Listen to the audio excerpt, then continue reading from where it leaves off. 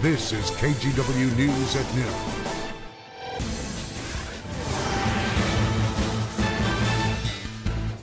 A Tennessee teacher missing, or teenager rather, missing for more than a month is safe. Police found 15-year-old Elizabeth Thomas and her teacher, 50-year-old Tad Cummins, in California. Hello, everyone. I'm Brenda Braxton. This entire ordeal started back on March 13th. That's when the teen and her teacher reportedly left their small town. Other students say the two kissed in a classroom a few weeks earlier. Court papers show the girl was afraid of Cummins. Authorities found his car in Siskiyou County, that's in Northern California, just south of the Oregon border. Cummins is now under arrest. A little later today, investigators will release more details about the arrest. You can stay up to date by checking KGW.com, the KGW Facebook page, and our mobile apps. It's ridiculous. I have no idea what to think about that. Dennys customers are horrified, and right now deputies are searching for that man. They say he set fire to a complete stranger inside the restaurant. The Dennys we're talking about is right across the street from Clackamas Town Center, and that's where KGW's Rachel Raffanelli joins us live. Rachel, can you give us any update on the injured man? Well, Brenda, it's not good. He is 69 years old, still in critical condition this noon. We're told he was a regular at this Denny's behind me when out of the blue, a man deputies say he didn't even know set him on fire. Take a good look at this photo of the man deputies say is responsible. He's about 6 feet tall, mid to late 20s.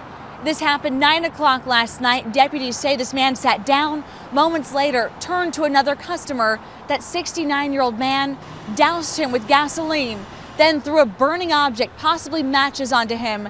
There was a large flash, then that man ran away. Jesse Lawyer went to Denny's with his grandma this morning and he saw the burned booth. Yeah, it makes you wonder what's going through the suspect's head, like what makes the person do that to a stranger. Thoughts go out to this guy's family and to him. Hopefully he has a fast recovery.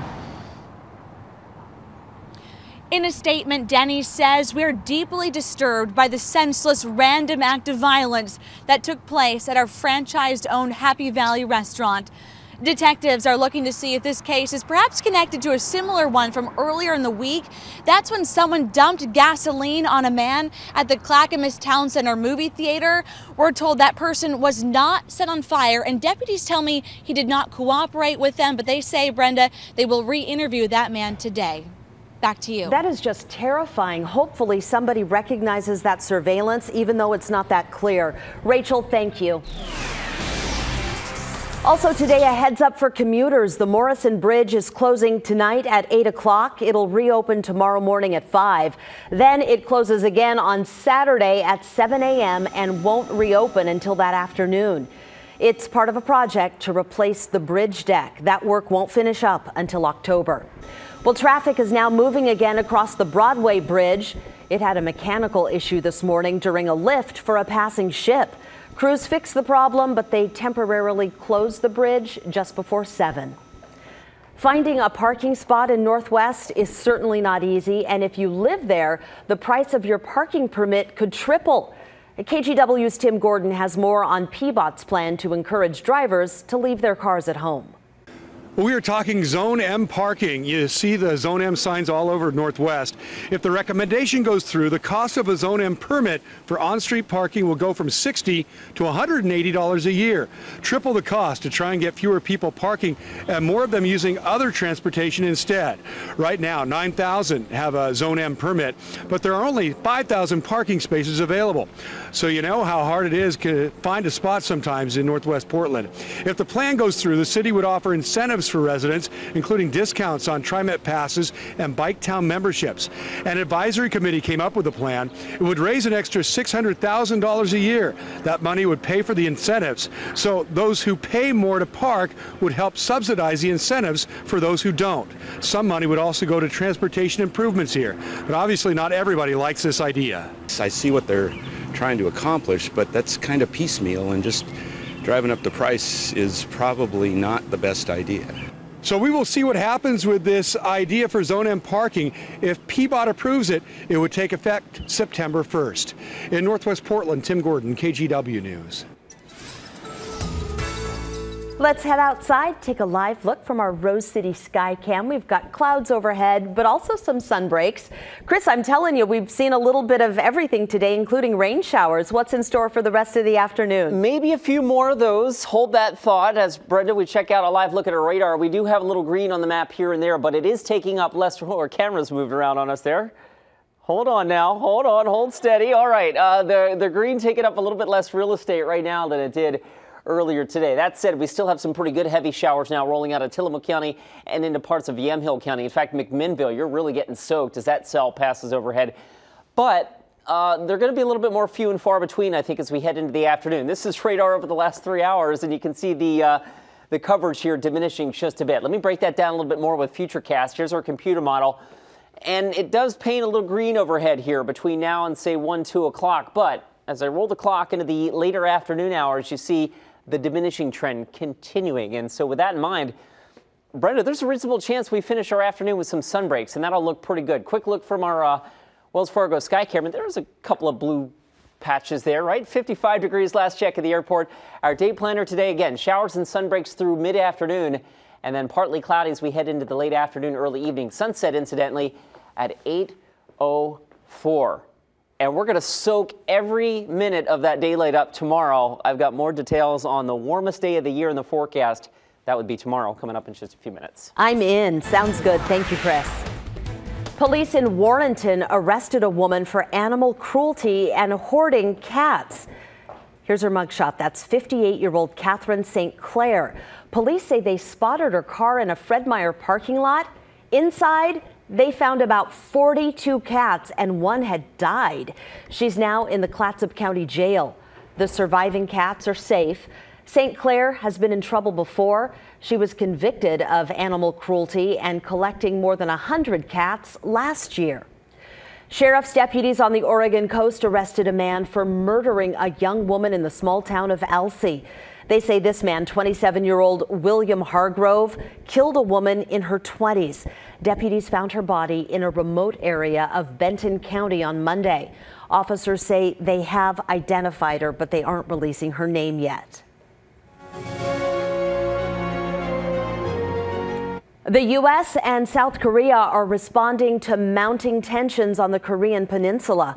They're holding joint training exercises today. NBC's Kelly Kobiea reports from Seoul. North Korea is out with a new message today. That message promising a super mighty preemptive strike on the United States. It's likely a reaction to the statements by Secretary of State Rex Tillerson that the U.S. was looking for new ways to put pressure on North Korea over its nuclear program. Also likely a response to those military exercises happening right now. Long planned, they happen every year. Today, F-15s were put up in the air in this joint military exercise with the South Koreans.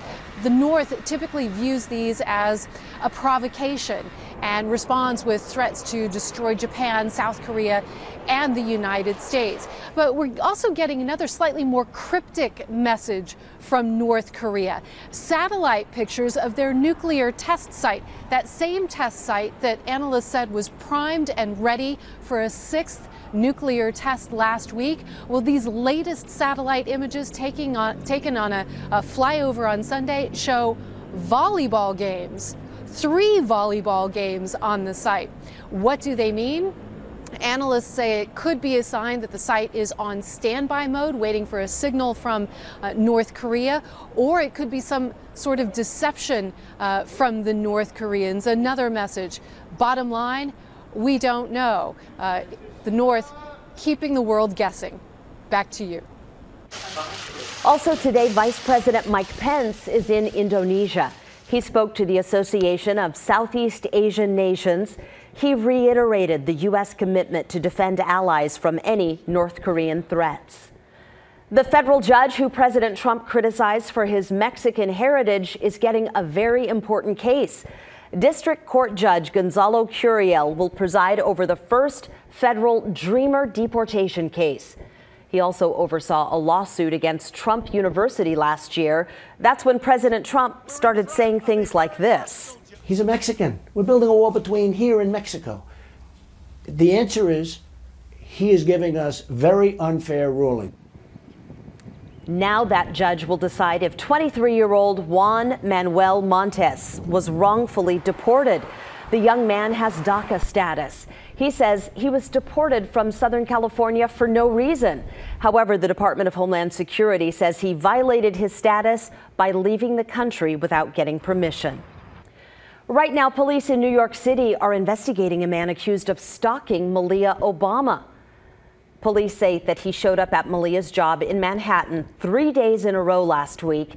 He held a sign proposing marriage. At one point, he even slipped past security and begged the 18-year-old to marry him. Secret Service picked him up and referred him to a mental health facility for evaluation.